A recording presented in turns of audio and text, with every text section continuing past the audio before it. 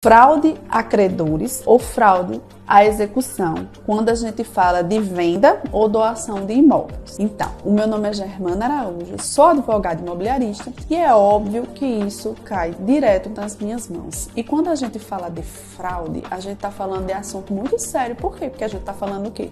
De crime. Mas antes, eu queria explicar rapidamente para vocês a diferença entre fraude a credores e fraude à execução. Fraude a credores é quando ainda não existe um processo de execução e aquele devedor faz de tudo para se desfazer dos seus bens para que realmente os seus credores não venham a receber o valor, o pagamento das dívidas. Mas é o seguinte, quando a gente fala de fraude à execução, é quando já tem uma execução, já tem processos judiciais e ainda assim aquele devedor tem a cara de pau de tentar se desfazer dos seus bens. Eu vou chamar aqui a atenção para vocês o seguinte, que não é, obviamente, toda venda, toda doação que acaba por configurar como fraude à execução ou fraude a credores.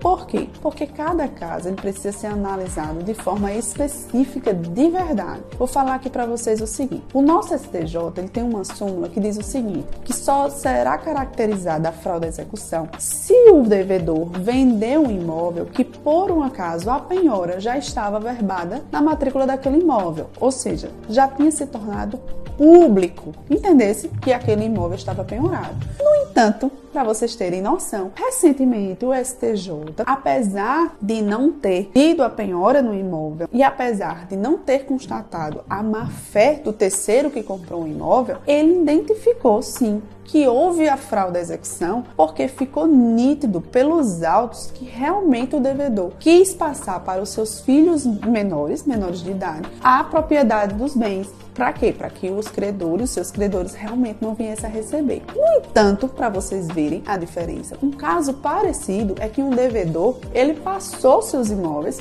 um imóvel em especial, para o seu filho de menor, ou seja, muito parecido com o caso anterior. Não ficou configurada a fraude à execução. Sabe por quê? Porque simplesmente aquele imóvel era o único imóvel da família, ele ainda morava naquele imóvel e ficou configurado como bem de família. É por isso que todo cuidado é pouco quando a gente fala na aquisição, doação, repasse de imóvel, porque podemos estar ali dispostos a participar sem querer de uma fraude à execução, de uma fraude a credores, e isso vai ter prejuízo financeiro e até penal.